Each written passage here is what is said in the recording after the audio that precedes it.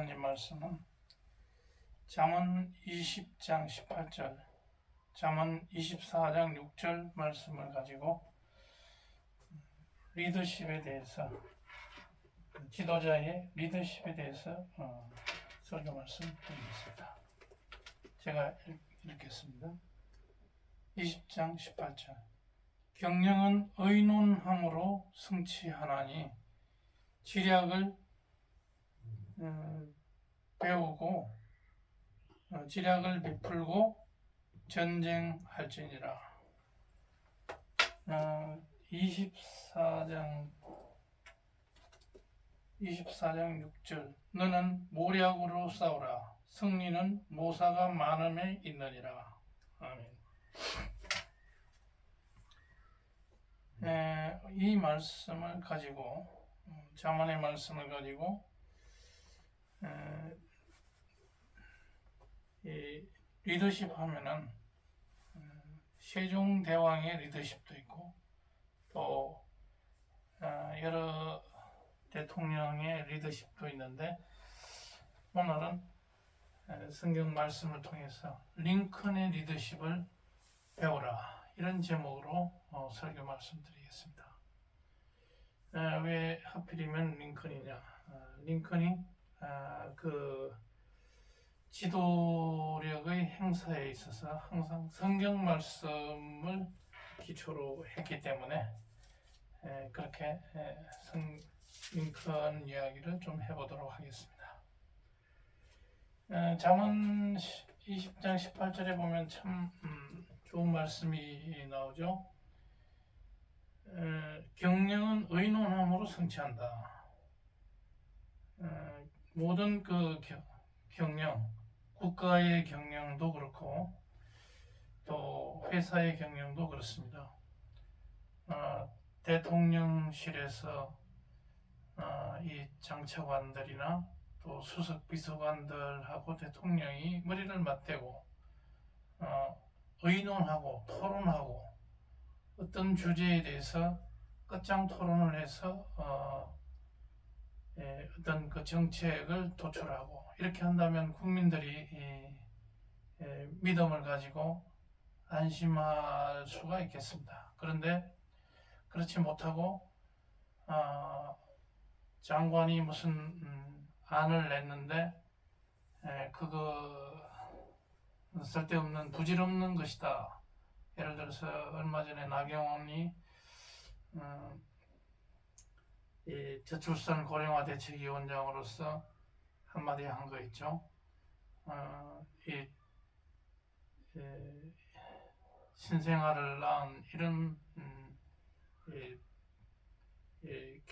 갓 결혼한 이 부부들이 돈을 빌렸을 때 그것을 빚을 탕감해주자, 헝가리 방식으로 이렇게 하자, 뭐 이런 안이 나왔으면 그것에 대해서 의논을 해야 되는데, 그렇지 않고 대통령실에서 일방적으로 린치를 가하고 그것은 터무니없는 그런 결정되지 않는 사안이다, 이렇게 해버리면은 밑에 사람들이 의견을 낼 수가 없습니다. 겁이 나서 낼 수가 없고 도저히 그 밑에서 일할 사람도 없을 것 같아요. 그렇게 우격다짐으로 하는 데서 어떤 진정한 의논이 나오지 않을 것이다. 그래서 그것도 그렇고, 그 뒷부분에 보면 지략을 베풀고 전쟁하지라. 우리가 전쟁을 할 때도 우리가 북한과 남한이 만약에 전쟁을 한다면 남한이 압도적으로 물자가 우세합니다. 돈도 많고 장기전으로 갔을 때 우리가 이길 가능성이 많죠. 무기도 많고. 그렇지만 전쟁은 그것이 전부가 아니다. 스파르타하고 그 페르시아 전쟁에서 페르시아의 대군이 몰려왔을 때 스파르타 300 용사가 물리치고 또 그리스가 해전에서 대성을 거둔 것처럼 어떤 전략을 세우고 물자가 풍부하다고 해서 전쟁에서 이기는 것이 아닙니다. 어떤 지략을 가지고 싸우느냐, 그것이 중요하다. 우리 이 한반도에도 마찬가지입니다. 북한이 그 기세로, 우리보다도 더 우세한 기세로 남한의 주사파들이 깔아놓은 이런 어떤 고정간첩들이 전쟁 초반에 모든 인프라, 사회 간접 자본을 파괴시켜버리면 우리나라는 초반에 완전한 지휘권을 상실해버릴 수가 있습니다. 모든 전쟁의 지휘권을 상실할 수가 있습니다. 그렇기 때문에 우리가 모든 것이 국민소득이 앞서고 GDP가 앞서고 이런 전쟁에서는 맞는 말이기도 하지만 중요한 것은 이런 지략이 중요하다, 이런 말씀. 지략을 펴는 것은 결국 지도자다. 지도자가 얼마나 국민과 함께 호흡하고 그 위기 국면을 잘 타개하느냐, 그것을 아주 적나라하게 보여주는 게 러시아와 우크라이나 전쟁에서 러시아는 단 3일 만에 우크라이나를 손들게 할 것이다 생각했는데 그것이 아니고 젤렌스키라는 사람이 나타나서 국민들의 마음을 모으고 전 세계적으로 원조를 호소하고 해서 전쟁을 1년 이상이나 지금 버텨나가고 있습니다. 이것은 지도자가 얼마나 중요한가 하는 점에서 오늘 링컨의 리더십을 배워라. 링컨으로 말하면 정말 가난한 그리고 가난하기 때문에 또 9개월 정도밖에 학교 교육을 못 받았지만 그 실패의 연속을 겪은 후에 51세의 대통령이 돼가지고 남북전쟁, 4년에 걸친 남북전쟁, 미국의 남북전쟁을 성공적으로 북군이 승리할 수 있도록 해서 미국 민주주의의 기초를 닦았던 1860년대 그때의 그 혼란한 미국의 남북 극심한 대립 가운데서 노예 해방까지 가져오고 이런 것이 미국 민주주의의 토대를 쌓았다. 이런 측면에서 링컨의 리더십이 상당히 궁금해지는 겁니다. 우리나라는 그 1945년 해방을 맞아가지고 그 전에는 그 조선이라는 왕조가 600년을 유지하면서 정말 리더십이 엉망이었습니다. 그래서 국권을 상실하고 그랬지만 그 이후에 이승만이라는 혜성 같은 사람이 나타나서 이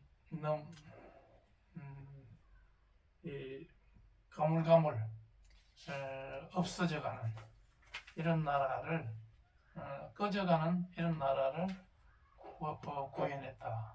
그리고 해방을 맞아서 대한민국을 다시 이렇게 세우는데 기여를 했다면 또 군사혁명으로 일어난 박정희가 또 20년간의 통치를 통해서 우리나라의 중화공업의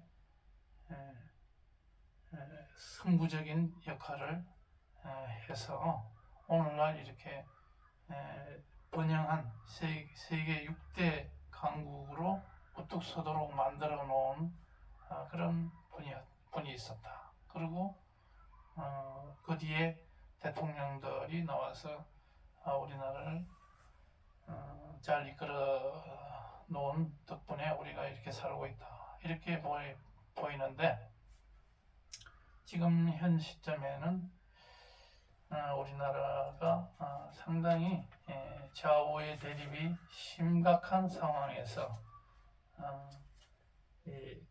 지금 우리가 물려받은 이 자본주의 강국을 잃어버릴 그런 위기에 처해 있다. 삼성이 그동안에 몇십 년째 세계를 주름잡았지만은 언제 주도권을 상실할지 모르는 이런 위기, 이런 한시도 방심할 수 없는 이런 위기 상황에서 강력한 지도자가 필요한데, 그런 지도자는 총칼로 또는 어떤 강압적 그런 리더십을 가지고는 우리나라를 잘 이끌어 나갈 수 없을 것이다. 그렇게 생각하면서 어떤 리더십이 필요하냐, 링컨과 같은 그런 민주적 인내의 리더십, 또 포용의 리더십, 이것이 필요한 이런 상황이 있다. 그동안에 우리나라에서 포용적인 이런 리더십이 없이 강압적이고 폭력적 이런 리더십이 실패한 사례가 딱 두 가지를 먼저 들라 그러면, 고구려 때 영계소문이 보장왕을 드러내고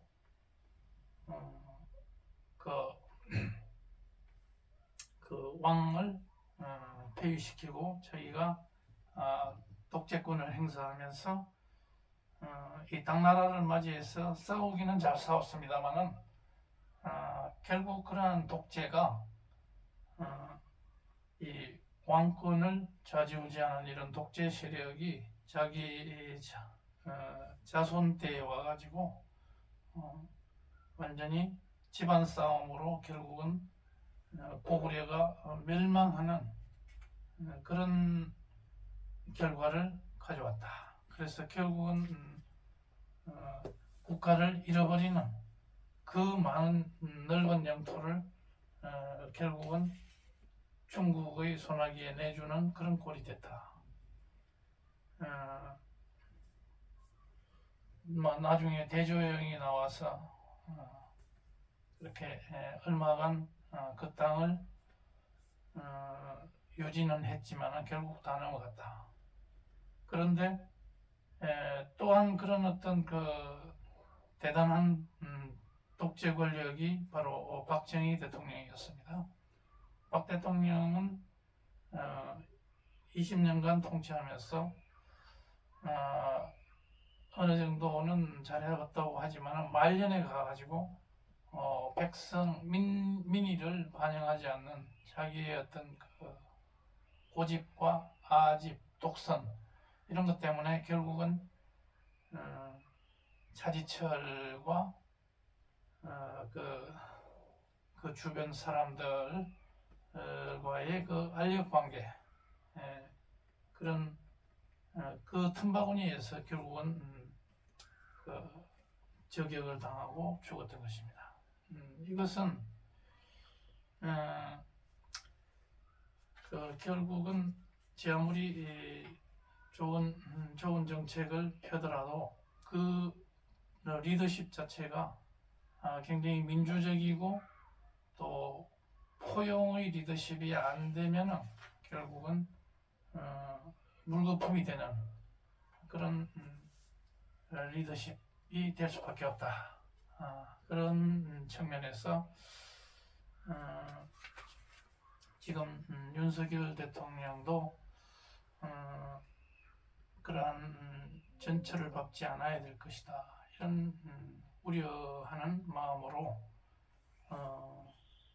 어떤 링컨의 이러한 포용의 리더십과 또 용병술, 인재 활용의 달인이라고 할 수 있는 이 링컨에게서 배워야 된다. 남을 끌어안아야 되는 그런 용병술.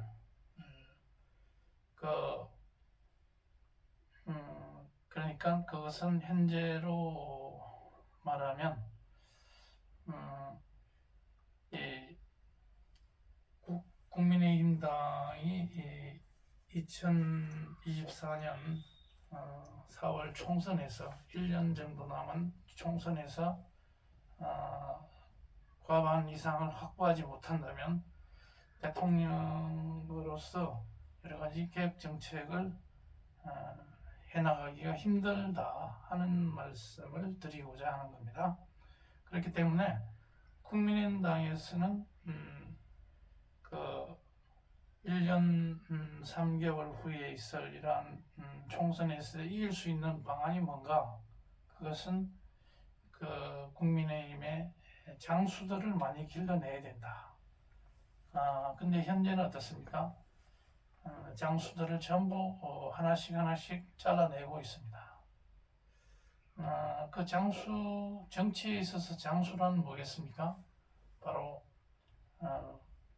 국민들의 지지를 많이 받고 있는 그러한 정치인을 장수라고 할 수 있겠는데, 이러한 20년을 정치판에서 명성을 쌓아온 이 나경원이라든지 또 안철수, 이 황교안, 또 이준석, 유승민, 오세훈, 또 홍준표, 또 원희룡도 있습니다. 이런 아주 출중한 이런 장수들을 자꾸만 길러내서 그 선거에 내보내서 한 사람이라도 더 많이 발굴해서 이 전쟁터에 나가서 이 선거라는 전쟁터에 나가서 승리할 수 있도록 이렇게 물심양면으로 지원해 줄 필요가 있습니다. 그것을 잘했던 사람이 그 김영삼 대통령이었습니다. 김영삼 대통령 때 그 총선을 맞이해가지고 많은 사람들을 그 심지어는 그 김문수나 이재호 같은 이런 그 노동계에 있는 사람들, 좌파에 있는 사람들도 공천을 줘서 정치적으로 성공할 수 있게 만들었고 많은 인재를 키웠습니다. 그리고 그 당시에 후계자를 9명이나 해서, 9령이라 해서 너무나 많은 인재를 키워서 거기서 결국은 자총수를 둬서 후계자들이 그 대통령을 잊지는 못했지만 그래도 그 구령들이 오늘날까지도 큰 영향력을 미치고 있다. 그래서 그 정치인들의 그 쓸만한 그 싹을 알아보고 그 정치인을 발굴해서 키워내는 것, 노무현도 YS가 키워낸 사람 중에 한 사람이었습니다. 그만큼 무명의 인사를 이렇게 발굴해서 키워내는 것이 정말 중요하다. 무조건 죽일 생각을 해서는 안 된다. 지금은 어떤 상황이냐면 야권이 워낙 그 강한 싸움으로 걸고 나오기 때문에 신인을 발굴해가지고 인력 스타로 키우기는 힘듭니다. 그렇기 때문에 기존에 있던 장수들, 역전의 용사들을 그 전쟁터로 불러내서 그 사람들이 승리할 수 있도록 도와주는 것이 대통령이 해야 될 일이다, 이렇게 보는 겁니다. 그 링컨이 이 수없는 이런 젊은 시절의 실패, 그것을 통해서 아주 단련이 된 그런 사람이었고, 그렇기 때문에 그 젊은 시절에 대해서 말씀드릴 시간은 없습니다. 단지 그 링컨의 포용의 리더십, 그것이 어떤 것이었나. 대통령이 됐을 때 그 국방장관을 스탠슨이라는 장관을 임명했습니다. 전쟁성 장관. 인재 등용의 특징은 뭐냐면 개인 사적인 감정과는 무관하게 그 사람이 그 자리에 정말 필요한가 안 한가, 그것만 보고 인물을 등용을 했습니다. 스탠슨이라는 사람은 링컨을 아주 조롱했던 그런 사람인데도 불구하고 국방장관을 임명했다. 그 다음에 그랜트 장군이라고 남북전쟁을 승리로 이끈 사람이 있습니다. 그런데 이 사람은 술주정뱅이 출신입니다. 그야말로 개차반이고 이럴 데 없습니다. 그런데 이 사람이 전쟁에 투입돼 가지고 계속해서 전투에서 이기기 때문에 이 사람을 결국은 참모총장까지 끌어올립니다. 전쟁에 책임을 지는 그런 장군으로 끌어올려서 결국은 여러 번 또 그 전투에서 실패도 했지만 끝까지 인내하면서 믿어주었기 때문에 전쟁을 승리로 이끌었다.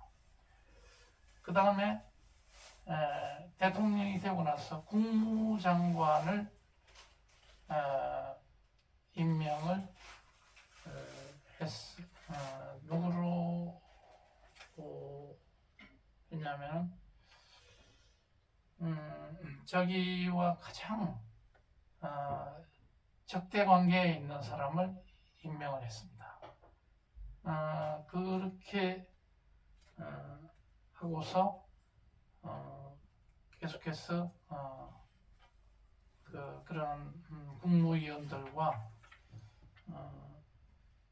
대화하고 토론하는 이런 가운데서 대통령직을 잘 수행했다 하는 것이고, 그렇게 보면 링컨은 포용의 리더십이고, 그것은 한마디로 자기하고 경쟁을 벌였거나 아주 자기를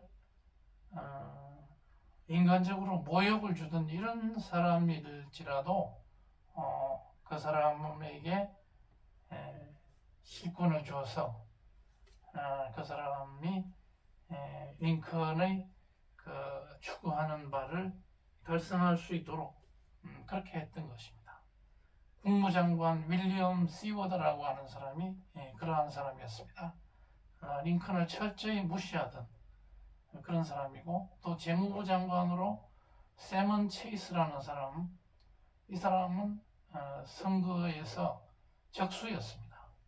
아주 안 좋은 감정을 가지고 있는 이런 사람에게 막중한 임무를 주었습니다. 그것은 그 사람이 개인적으로 링컨과는 사이는 안 좋지만은 그 직위에 합당한 적합성 기준을 가지고 그 사람에게 일을 맡겼기 때문에 링컨은 결국은 이 정치를 잘 성공적으로 이끌 수 있었다 하는 것이고, 그래서 링컨의 이 포용의 리더십을 한마디로 말씀드리자면 좋고 나쁨의 기준이 아니었습니다.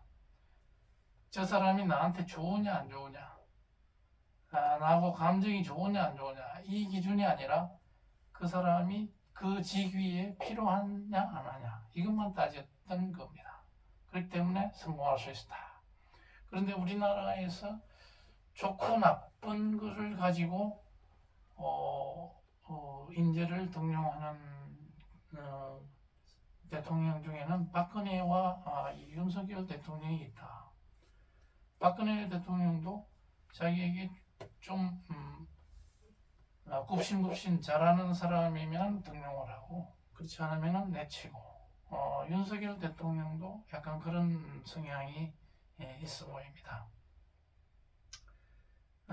그래서 정적 경쟁자를 요직에 등용하는, 그래서 남북전쟁을 승리로 이끄는 이러한 링컨의 리더십에서, 포용의 리더십에서 폭넓은 인재를 중용함으로 인해서 이 어려운 그 당시의 상황, 남북이 분열하고 이런 것을 극복하고 미국을 통일된 연방국가로서의 어떤 틀을 확실하게 잡았다. 민주주의의 토대를 확실하게 구축했다.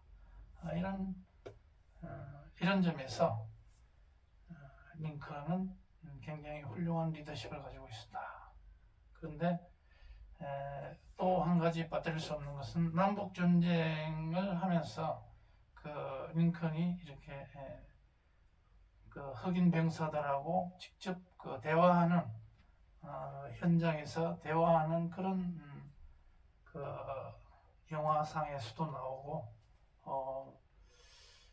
그것을 보면서 직접 병사들과 대화하면서 전쟁 초기에 남군이 왜 우위에 있었는가, 이것을 알아냈습니다.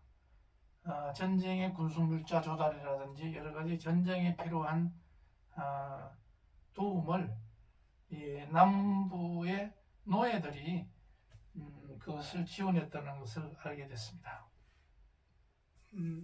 그래서 그것을 못하게 하도록 이렇게 방침을 세웠고, 그 다음에 북부에서 북군의 그 부족한 병사들을 메꾸기 위해서 흑인들을 전쟁에 투입시키면서 흑인들에게 약속을 했습니다.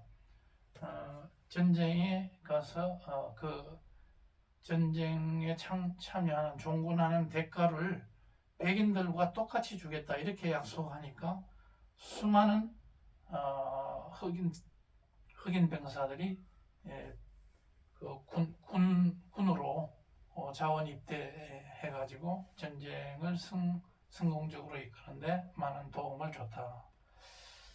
이런 말씀이 되겠고, 링컨 하면은 그렇게 해서 국민과의 어떤 그 소통을 할 수 있었고 결속을 가져왔다. 그런 이면에는 설득의 정치, 그 다음에 겸손의 리더십, 이것이 작동을 했다, 이렇게 보는 겁니다. 그래서 오늘 지금 국민의힘에서 대표를 3월 8일 날 뽑으려고 하는데 굉장히 잡음이 많습니다. 대통령실에서 인위적으로 개입함으로 인해서 이런 자충수를 두고 있고, 이런 나경원과 안철수라는 이런 거목을 대통령실에서 흠집을 내므로 인해서 앞으로 어떻게 전개가 될지 모르지만은 윤석열 대통령은 이런 링컨의 리더십을 본받아서 이 정당의 자율성, 자유를 무한정 주고, 또 그 밑에서 일하는 사람들에게 재량권을 많이 줌으로 인해서 그 사람들이 더 열심히 일할 수 있도록 그 분위기를 만들어주는 것이 중요하다. 그래서 이런 어떤 하루아침에 이런 영웅들이 생겨나는 것은 아닙니다.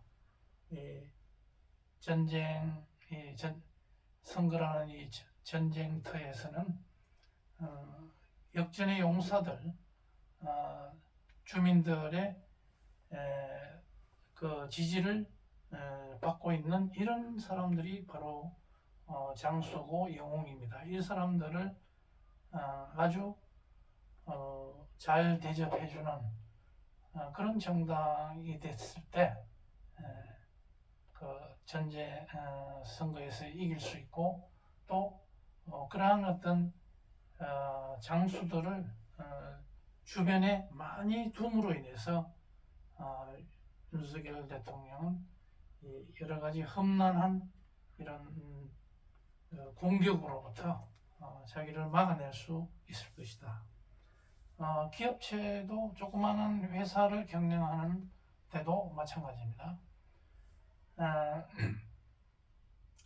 그 각 부서의 짱들, 부장급들을 10년 이상 된 이러한 부장급들을 하나의 장수로 생각해서 그 사람들이 그 자리에서 잘 뛸 수 있도록 지원해주고 용기를 북돋아주고 그렇게 했을 때 그 사업체가 여러 가지 위험을 여러 가지 어려움을 무릅쓰고 사업체가 건강하게 잘 유지될 수 있을 것입니다.